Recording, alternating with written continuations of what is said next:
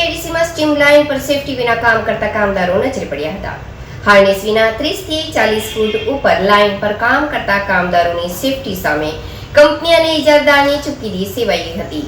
જાગૃત નાગરિક દ્વારા જિલ્લા ફેક્ટરી ઇન્સ્પેક્ટર કચેરી ખાતે ફરિયાદ કરતા વિભાગ દ્વારા તપાસ શરૂ કરાઈ હતી. પાનોલી જીઆઈડીસીમાં આવેલી સ્ટીમ લાઇનના કામદારો સેફટી વિના કામ કરતા નજરે પડ્યા હતા.